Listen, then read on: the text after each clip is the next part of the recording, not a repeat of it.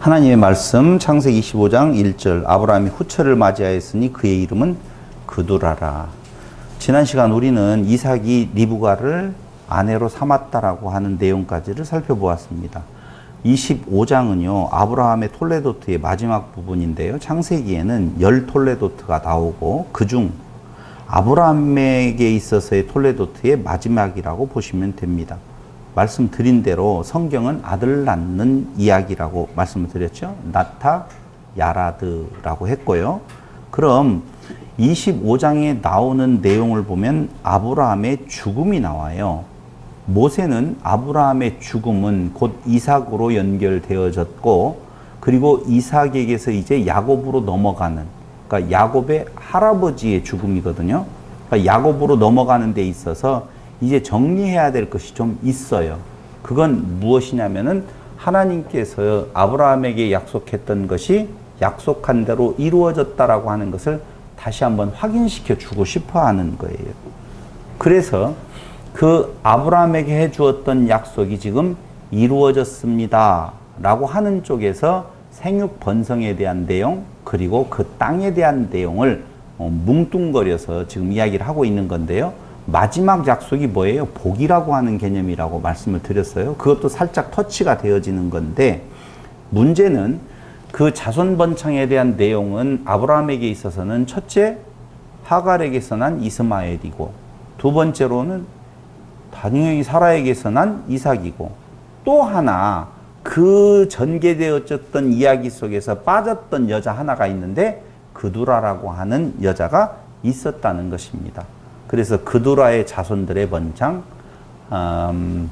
하갈의 자손들의 이스마엘로부터 시작되어지는 하갈 자손의 번창, 그리고 사라에게서 난 이삭의 번창, 이런 부분들이 잘 이루어졌다라고 지금 말해주고 있는데요. 그 중에 빠진 그두라의 이야기가 25장의 첫 서두에 나오고 있는 것을 볼 수가 있습니다. 근데 이 그두라가 사실은 좀 문제가 되기는 돼요. 해석하는 데 있어서. 왜냐하면 처음 시작을 할 때 그두라를 처라고 하는 의미에 있어서의 필레게시를 쓰지 아니하고 아내라고 하는 이샤를 쓴다라는 데에서 이제 상당히 여기를 해석하는 데 어려움이 있기는 있습니다. 그러나 정황상으로 보았었을 때에 그 그두라의 아들들, 자녀들하고 그 다음에 하갈의 자녀들하고를 서자들이라고 표현하고 있는 25장 5절로 6절의 내용을 통하여서 보면 그는 이샤라기보다는 개념적으로 보면 필레게시이었다라고 저는 생각을 하는 거지요. 역대상 1장 32절에 그두라를 아브라함의 첫 소실로 표현하고 있는 것으로 보아도 알 수가 있는 것입니다. 그리고 그에게는 6 아들을 주었다라고 나오는데요.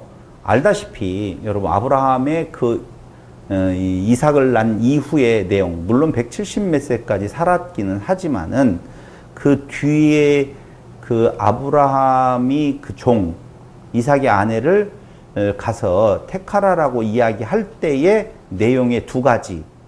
만약에 그 여자가 따라오지, 그 여자가 누구지요? 리브가가 따라오지 않는다라고 보면, 그때는 리브가인지를 몰랐겠지만은 우리가 리브가가 따라오지 않는다라고 보면 그 이삭을 데리고 그 땅으로 가야 될까요? 주인님의 본향이 아니겠습니까? 라고 하는 쪽에서 물어보는데, 그러면 안 된다라고 하는 것을 말하고, 보낼 때에 가나안 땅 여인으로서는 안 된다라고 하는 내용은 그가 살아있다라고 보면은, 살아있을 자신이 있었다라고 보면은 그런 말 할 필요도 없고 자기가 결정 내려서 정하면 되는데, 굳이 그 종에게 그렇게 말을 했다는 것은 그렇게 왕성한 정력을 가지고 그 뒤에 자식들을 또 새로 나오려고 하는 그런 부분들이 있었던 것 같지는 않다라고 생각이 들어간다 그 말입니다. 그래서 아마 172세였던가요? 172세까지 살았던, 아니 175세까지 살았던 아브라함의 나이에 상당히 오래 살기는 살았지만 그 과정으로 지켜본다라고 보면 당연히 그두라는 첩이었었고, 그 첩의 아들들, 그 다음에 하갈의 아들들, 그 다음에 24장의 아브라함이 잘 보이지 않는다. 이런 내용들, 지금 모세가 그것을 기록할 때 정황으로 보았었을 때에는, 이삭, 그러니까 사라의 아들들 대, 그 다음에 첩의 아들들의 구도로서 어떤 것을 설명하려고 하는 부분이 있다. 이렇게 보여진다는 것이지요.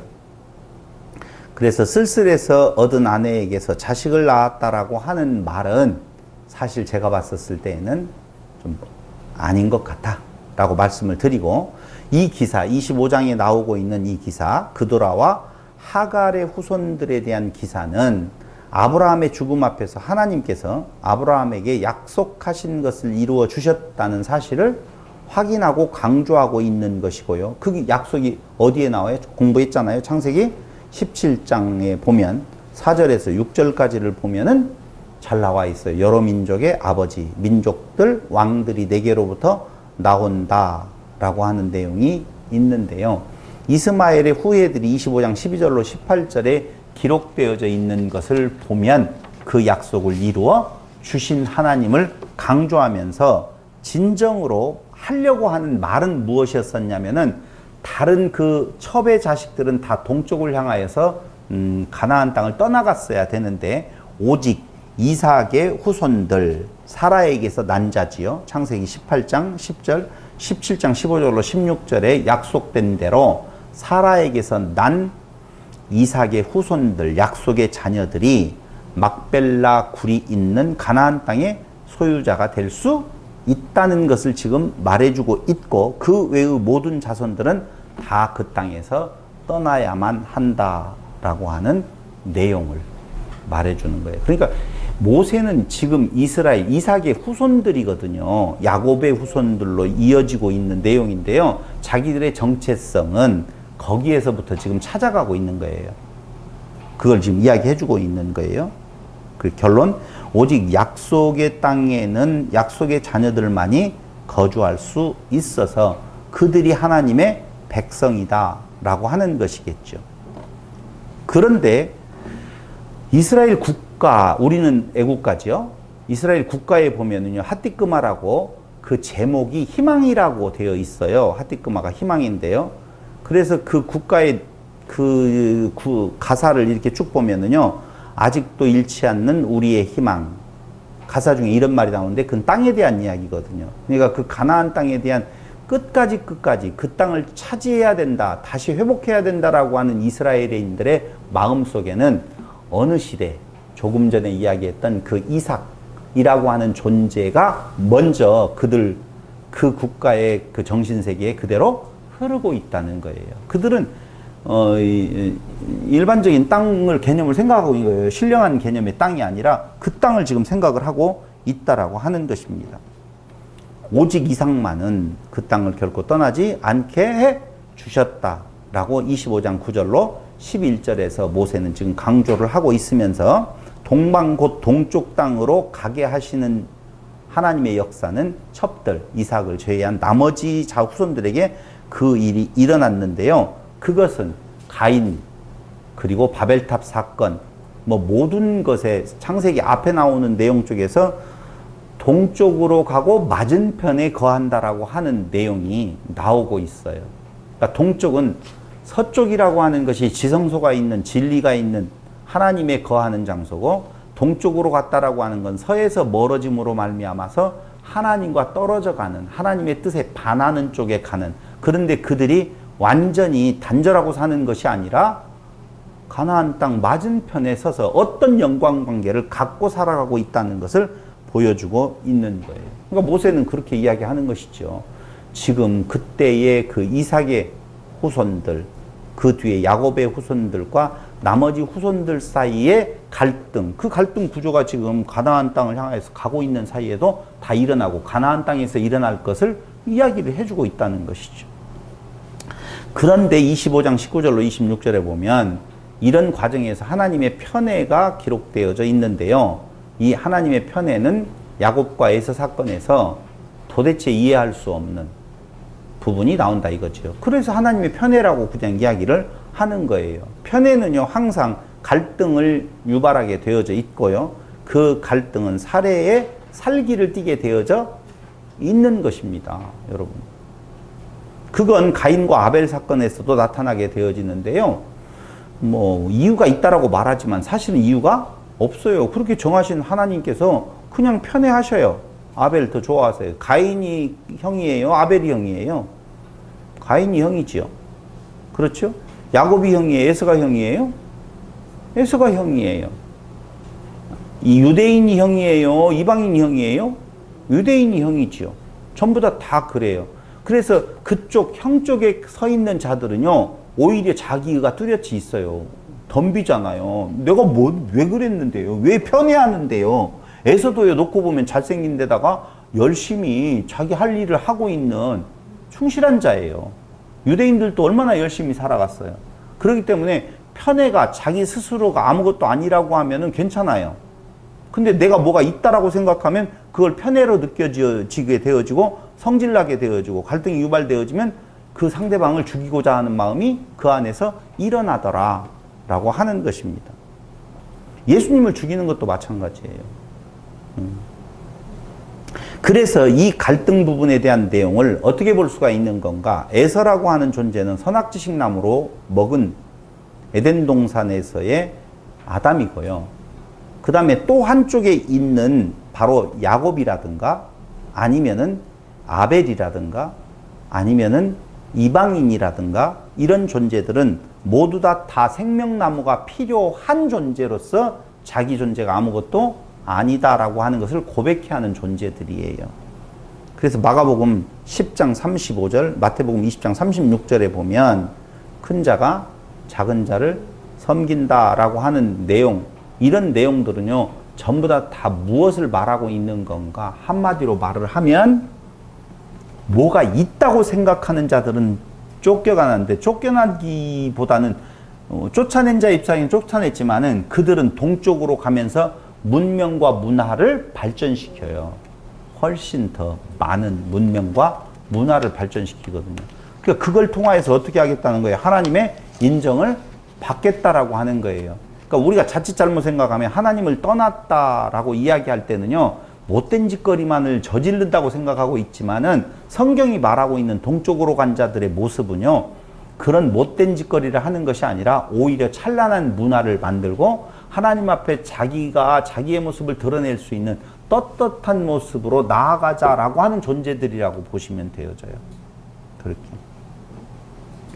그런 구도예요. 그럼 모세를 통하여서 하고자 하시는 이야기는 가나안 땅에 거하는 하나님의 자녀의 조건은 자기 자신이 없음의 자세에 있는 자들. 떠나는 자들은 뭔가 있음의 자리에 있는 자들이라고 볼 수가 있다는 것입니다. 자, 거기까지는 우리가 다 이해를 했어요. 에서와 야곱, 이스마엘의 후예, 지금 첩들의 후예들에 대한 내용들, 약속의 자녀가 아닌 자들은 거꾸로 그 약속이 뭐냐면은요, 다른 거예요. 하나님의 은혜의 약속이고 그리스도를 약속하는 것이고 다 그걸 이야기하는 거예요. 그것에 반대로 서 있는 자들은 아니다, 필요 없다, 우리의 의를 이루겠다라고 하는 자들이란 말입니다. 그런 아브라함의 죽음 앞에서 그 두 민족에 대한 두 갈래에 대한 내용을 이렇게 정의를 딱 내려주고 있는 모세는 그 다음 무슨 이야기를 하고 있느냐 하면은요, 그 다음이 아닌데 거기에 나와 있어요. 한번 보시죠.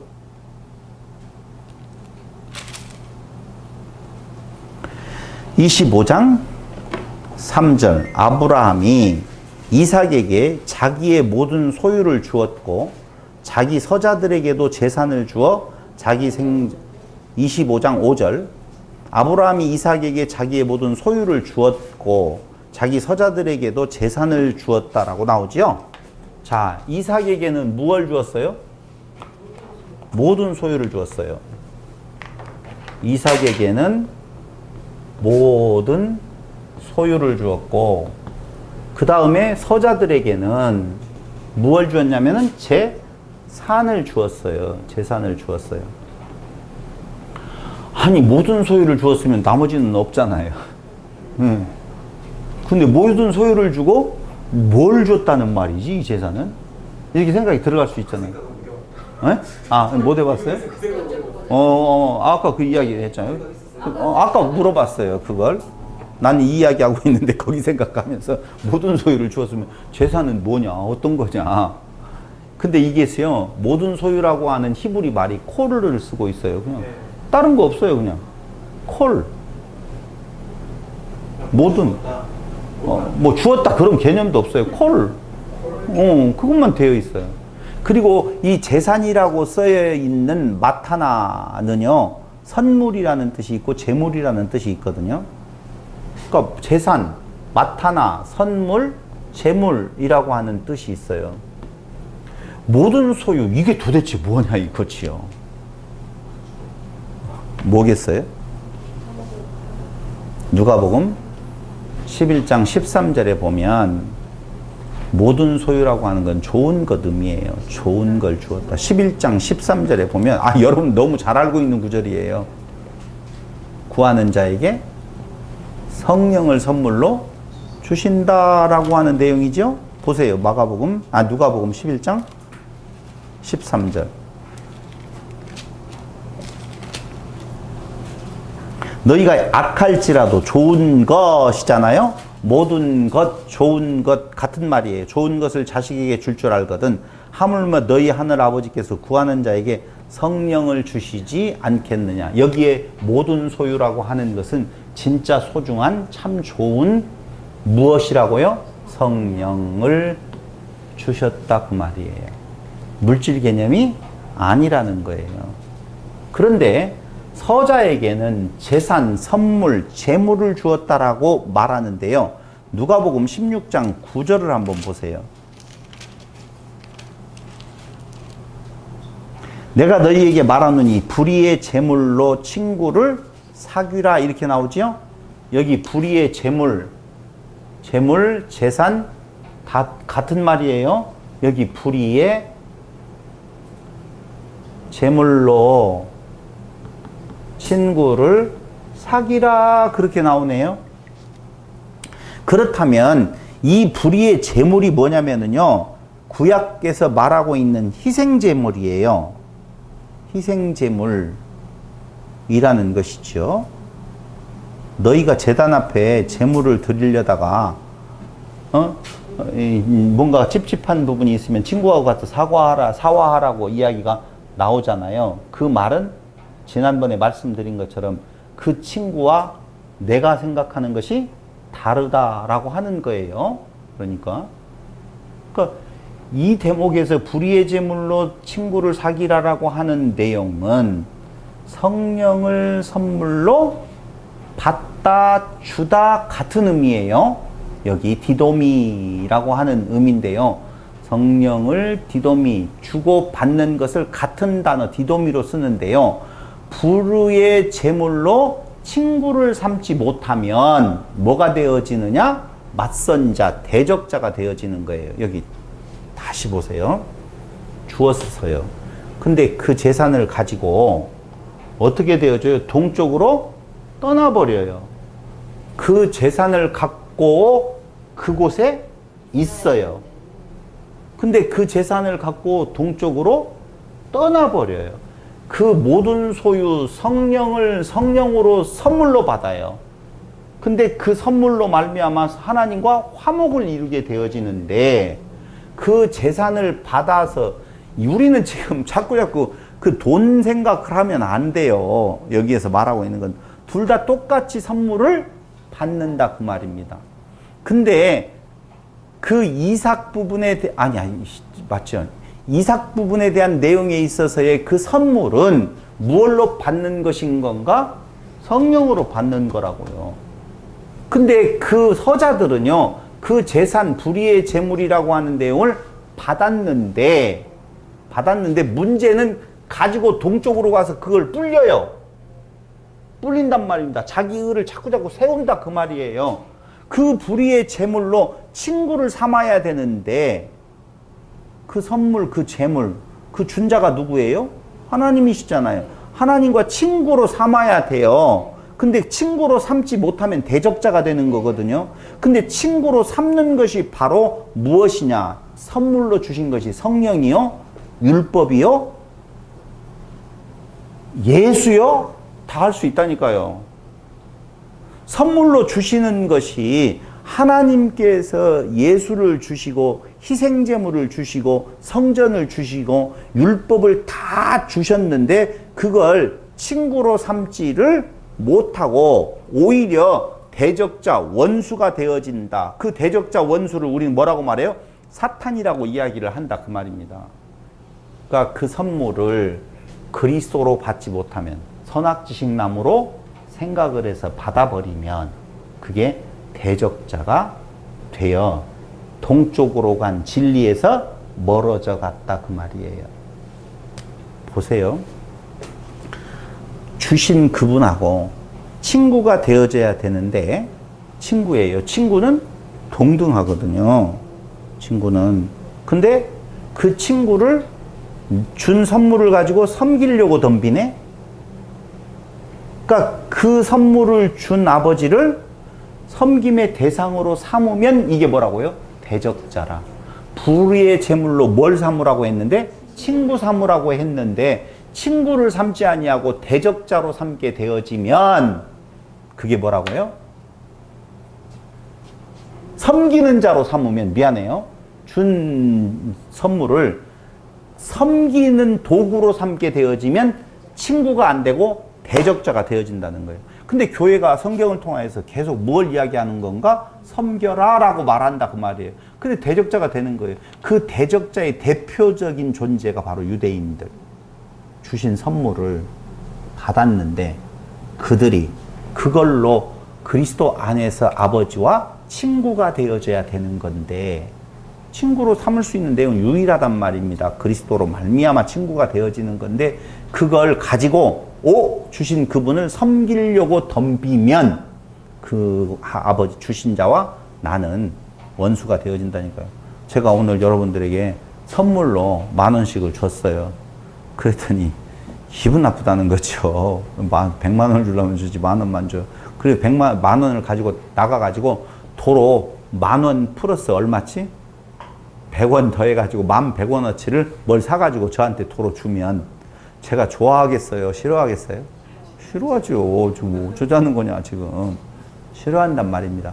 성령을 선물로 주어서 그리스도로 받고 싶은데 그게 친구인데 그 의미가 있는데 그렇지 아니하고 자기가 그걸 장사해서 남겨서 소유를 가지고 와서 자 받으세요. 이렇게 장사했을 때가 남겼습니다. 이거 잘못 이해하면 그 신약에 이해하고 좀 문제가 있는 것 같은 것으로 보여지잖아요. 그게 아니에요.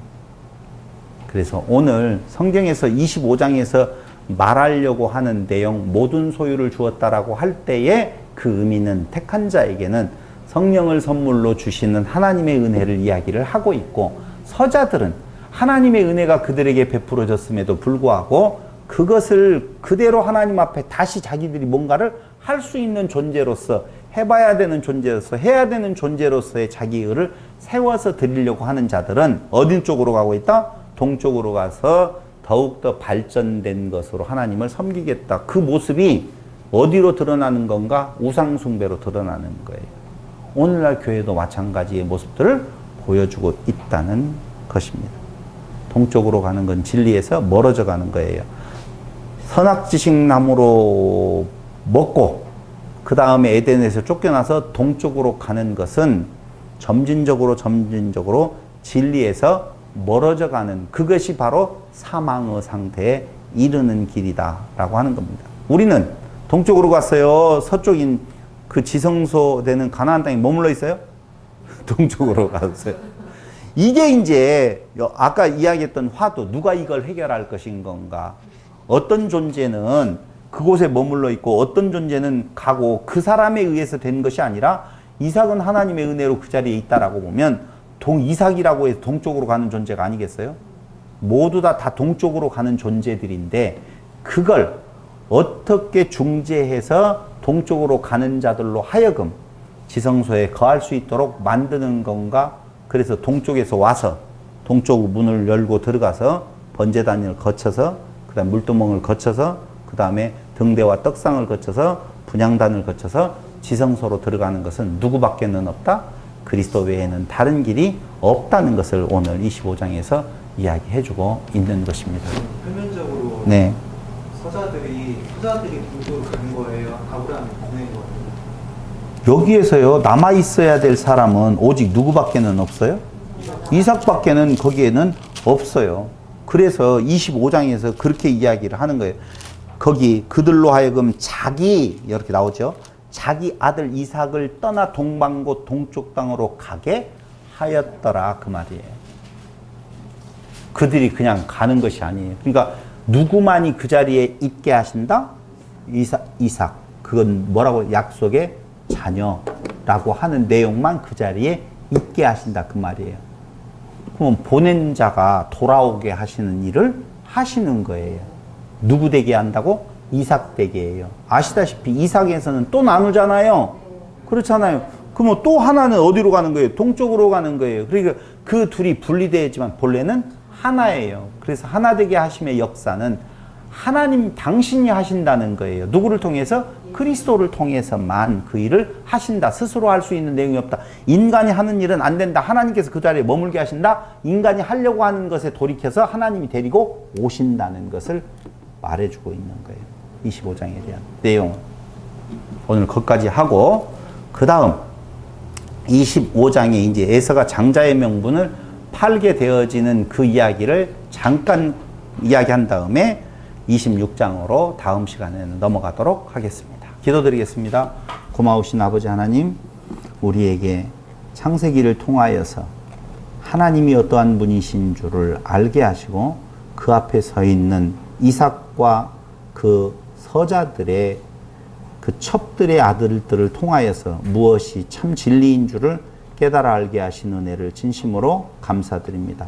우리는 동쪽으로 내보내진 버림받은 자 같지만 그곳을 돌아서서 이제 하나님의 은혜로 말미암아 그리스도 안으로 거하게 하시고 지성소에 들어가 하나님과 하나됨의 은혜를 하나님께서 역사하신다는 사실을 다시 한번 깨달아 알았습니다. 오직 우리에게 있어서 하나님의 은혜, 그리스도만이 참 소망인 줄을 알게 하셔서 그곳에서 거하는, 그곳에서 안식을 누리는 성도들이 되게 하여 주시기를 예수님의 이름으로 기도드립니다. 아멘.